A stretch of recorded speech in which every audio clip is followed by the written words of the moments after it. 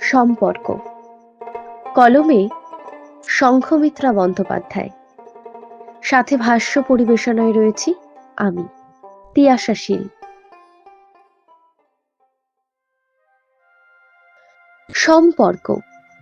সম্পর্ক হলো এমন কিছু 4 অক্ষরের মিলিত শব্দ, যেই শব্দের অর্থ খুঁজতে খুঁজতে মানুষের গোটা জীবনটাই চলে যায়, তাও মানুষ সঠিক অর্থ খুঁজে পায় না। সম্পর্ক হলো এমন এক বিরল অনুভূতি, যেই অনুভূতির বশবর্তী হয়ে আমরা সবাই পৃথিবীতে আসি। আমরা সেই মানুষটিকে ভুলে যাই, যার সুসম্পর্কের বশবর্তী হয়ে আমরা পৃথিবীতে এসেছিলাম, পৃথিবীটা উপভোগ করছি, পৃথিবীতে এই সব রকম অনুভূতি আমরা ভোগ করছি। সে হলো আমাদের মা। মাঝে মাঝে আমরা সেই মা শব্দটাই ভুলে যাই সেই মা শব্দের অর্থ। সম্পর্কগুলো সেটাই যেটা হৃদয় থেকে, অর্থাৎ মন থেকে গ্রহণ করতে হয়, শুধু মুখ থেকে নয়। সম্পর্ক শুধু সুখে দুঃখে পাশে থাকা নয়।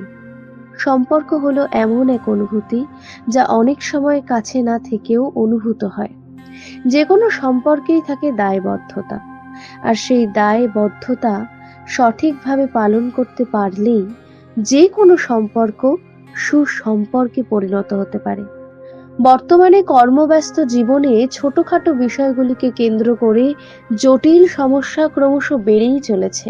এই নিজে থেকে তৈরি করা সমস্যাগুলি অনেক সম্পর্ককে নিয়মিত আঘাত করে চলেছে।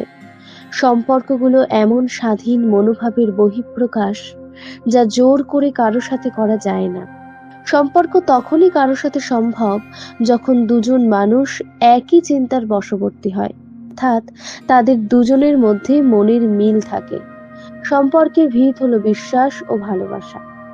এই দুই অনুভূতি না থাকলে সম্পর্ক কখনো সঠিকভাবে তৈরি হয় না। যেই সম্পর্কের মনের মিল থাকে না, শুধু লোক দেখানোর জন্য তৈরি হয়, সেই সম্পর্ক বেশি দিন চলতে পারে না।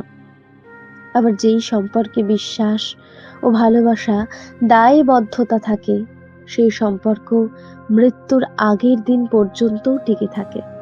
কারণ এই সম্পর্কের ভিত ছিল ভালোবাসা। যেই সম্পর্কের মূলে বিশ্বাস ও ভালোবাসা থাকবে, সেই সম্পর্ক টিকে থাকতে বাধ্য। কারণ বিশ্বাস ও ভালোবাসা হলো সম্পর্কে একে অপরের পরিপূরক। নইলে যে কোনো সম্পর্ক তাসের ঘরের মতো যে কোনো মুহূর্তে ভেঙে পড়তে পারে। এখন বর্তমান সমাজে মানুষের ধৈর্য কমে যাচ্ছে, যা যে কোনো সম্পর্কের বাঁধনটাকে সক্রিয় করে না। ইগো, অহংকার এবং অবিশ্বাস, যা কিনা একটি সম্পর্কের ভিতকে নষ্ট করে দেয়, কোনো নতুন সম্পর্কের শুরুর আগেই বিনাশ করে দেয়।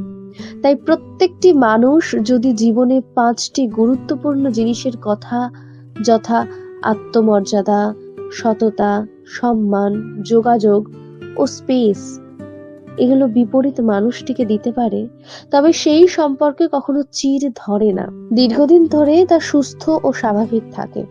সম্পর্ক হলো সমুদ্রের উত্তাল ঢেউ, যা বিশ্বাস ও ভালোবাসার উপর দাঁড়িয়ে থাকে। যেখানে এক শব্দের অভাব ঘটলেই অন্য কোনো উত্তাল ঢেউ এসে অন্তরায় সৃষ্টি করতে পারে। কিন্তু মানুষের এত কিছু সমস্যার মধ্যেও সম্পর্ক ছাড়া মানুষ বাঁচতে অক্ষম।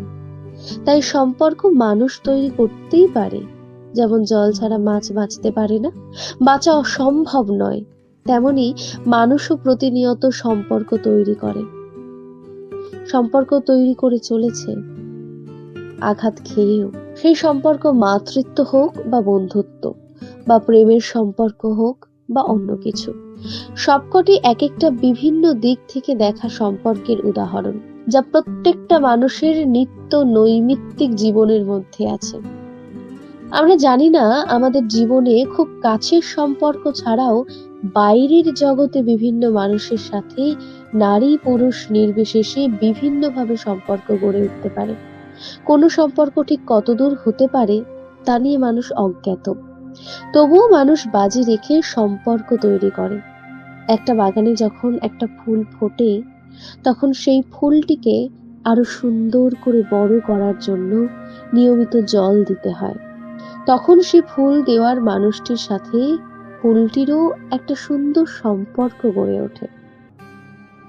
এটাও একটা সম্পর্কের উদাহরণ। একটা পশুকেও যখন একটি নির্দিষ্ট সময়ে নির্মিত খেতে দেওয়া হয়, তখন সেই পশুটির সাথেও যে খেতে দিচ্ছে তার একটা সুন্দর সম্পর্ক গড়ে ওঠে। নাইবা হোক সেটা আত্মিক। আজকের পৃথিবীতে সব আত্মিক সম্পর্কগুলো মিথ্যে সম্পর্কে পরিণত, যেটা সমাজের ওপর খুব বাজে প্রভাব ফেলছে। তাই সম্পর্ক যে কোনো সময়, যে কোনো বিষয়, যে কোনো মানুষ, পশুর, নিথর জিনিসের হতে পারে। কোনো মানুষকেও আপনি না চিনলে তার সাথে দুটো ভালো করে কথা বললেও একটা সুসম্পর্ক গড়ে উঠতে পারে।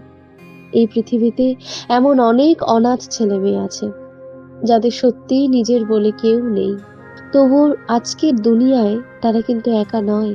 এই পৃথিবীতে এমন কিছু শরীরা সম্পন্ন ব্যক্তি আছেন যারা এই সব অনাথ দুস্থ মানুষদের কাছে বন্ধুত্বের খুব ভালো সম্পর্কের হাত দেয়।